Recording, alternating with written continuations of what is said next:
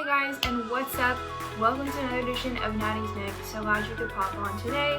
If you're new here, thank you so much for joining. You can go check out all my previous videos if you would like to get an idea of what we're about. And if you happen to like this video and all the ones you see beforehand, you can totally go hit the subscribe button below and you will get updates on every and any video that I post in the future.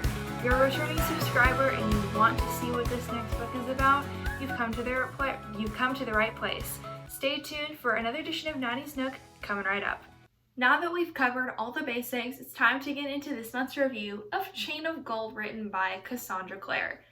This has a 4.5 star rating on Goodreads, and let me tell you this, it definitely lives up to it. Before I get into any more of the hype around Chain of Gold, let's first get into the synopsis so you know a little bit about what is inside the pages.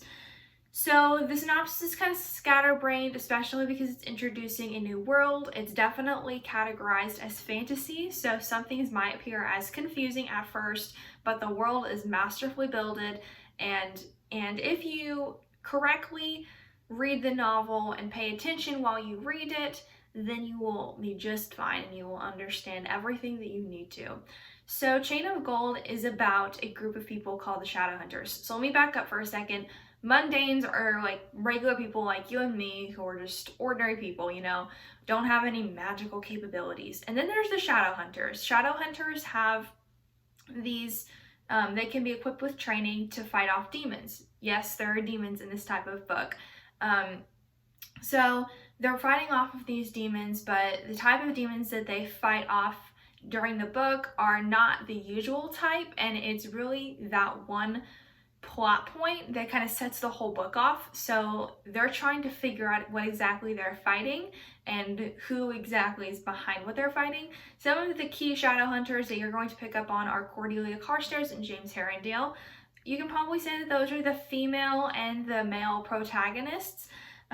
James Herondale has one sister, Lucy Herondale, and two parents, Will and Tessa, and Cordelia Carstairs has one brother, Alistair, and two parents. So they're both relatively in the same boat, and they come from two very different families. And these two characters you're going to be learning a lot about, and I hope you really enjoy meeting all of the different characters. So like I said, this really redefines what fantasy is about. So it's a very interesting novel to pick up, especially if you've read things like Harry Potter or Percy Jackson that have a good dose of fantasy in them. And you'll find that Chain of Gold really kind of turns it upside down and flips it inside out in a way. So I hope that you pick up this book and read it and find out exactly what I'm talking about. Usually I'll get into my 3 kind of terrific points that I really liked about the novel or that I really didn't like about the novel, depending on what type of book that I review. However, I thought it would be interesting to kind of spice things up a little bit and bring in somebody who I feel like really knows her stuff. So let me introduce to you Charlene Kiefer, and she's an avid reader that I follow. She's recommended a lot of the books that I really love and enjoy to this very day. And I brought her in to ask her a little bit more about Chain of Gold. So check this interview out. One of the things that I've noticed whenever I read a Cassandra Clare book is I'm just always blown away. Every time I pick up one of her novels, I'm just expecting to give it a 5-star, which is exactly what I gave Chain of Gold, because she just has a writing style that just kind of intrigues me. And I really loved Chain of Gold, and Chain of Iron was even better. And I cannot wait to see what she does in the last book of the trilogy. So those are kind of my thoughts. Yeah, no, I've heard that Chain of Thorns is gonna be good. I haven't gotten my hands on Chain of Iron yet. I'm waiting for it to come into the library. I'm just gonna end up buying it probably because it's like that worth it. I'm gonna actually shelve that one. And give it to my kids one day, probably. Tell them this is what a true good read looks like, I think one of my favorite things that she did in Chain of Gold was that every character served a specific purpose. Like, I know Grace I'm not a huge fan of her. I just don't like her whole aroma. She just doesn't kind of mix well with what I prefer for a character.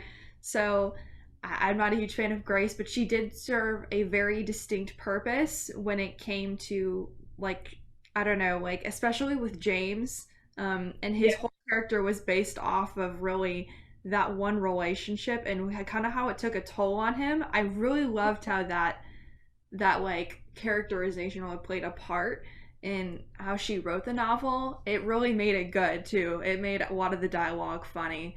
What Yeah. things about Cassandra Clare's style did you like particularly? I love how like her books are definitely very quotable, and I love how her writing flows a lot. And if you read some of her other books, like the Infernal Devices trilogy, the Mortal Instruments, the Dark Artifices, the Elder Curses, or any of the short story collections, you will see that her writing is so unique from other authors because she has a sense where she'll flow in her writing style, and she can really intrigue you in a story. And she's an excellent and very talented writer, and you can see that through her work in every single book she writes. I know a lot of authors sometimes have trouble making their sequels just as good as the first novel because the first novel sets the expectation. Do you think Cassandra Clare lived up to Chain of Gold when she wrote Chain of Iron? Oh, 100%. Kind of my idea of a sequel is you have to be able to kind of live in the first book's shadow. And one of the things I've noticed with Cassandra Clare is she's incredible at writing sequels. She she will just blow you to death with a sequel and you have no idea what you're in for. And that's one of the things that I've noticed a lot about her works. Like if you read the Infernal Devices, she Clockwork Angel is great and it's like a really good opening book, but then she throws Clockwork Prince and Clockwork Princess at you and you're just like, wait, what? And then like same with the Mortal Instruments with City of Ashes is great, but then you get to City of Glass and you're like, oh my god. And it's the same with every single one of her series, like with the Dark Artifices and Lord of Shadows. You read Lady Midnight first and you're like, oh, that's a great book. And then you read Lord of Shadows and you're like, oh my god. And that's something that I've noticed a lot about her work, that she very much so differs from other authors because of that, because I've never read an author that can write a sequel like Cassandra Clare. Essentially, she's an absolute goddess at writing sequels, and that's just something that we all need to take into account. She really knows, this woman knows how to write. I don't mean to say I told you so, but I told you so. She really knows what she's talking about. Thank you, Charlie, for doing this. This is a huge deal for me. I really appreciate your expertise.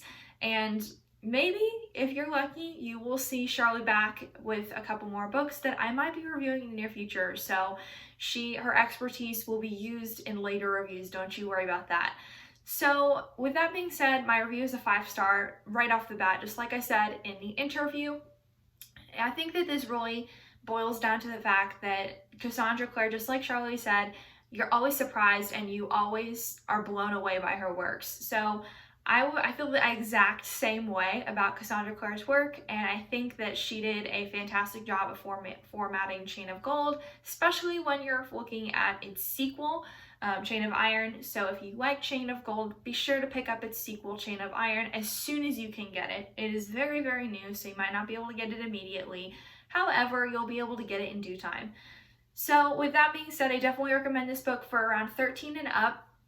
I think Charlie said that that was about the same age that she would do it for, just because there is some violence, and when you reach the age of 13, I think you'll really be able to enjoy Chain of Gold, whereas there are certain ages where the storyline and the world building can be quite complex for the younger ages. So definitely recommend this book for somebody who wants a change on a very typical genre and something that is pretty off the shelves amazing.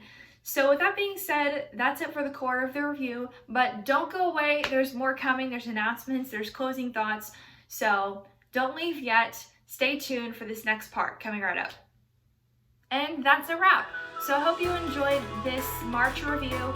I definitely enjoyed talking about it, as well as interviewing Charlie and seeing her thoughts on the novel. Thanks again to you, Char. It really means a lot. And stay tuned for April's review.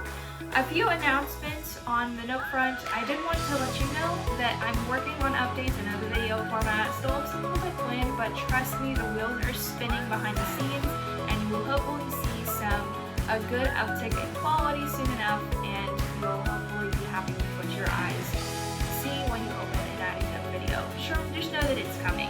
As far as announcements go, I've thought of a more creative way to showcase them, possibly a little midweek update to keep the Nook going throughout the week and even throughout the month, so it's not just a once a month occurrence. I know I need to be more active on the Instagram channel, and that will be the case, I promise you. So I'm really excited to dive into that. Just be patient with me as all of these changes kind of occur all at once, and as I try and get this next looking as spick and spot as I possibly can. So with that being said, I will see you in April,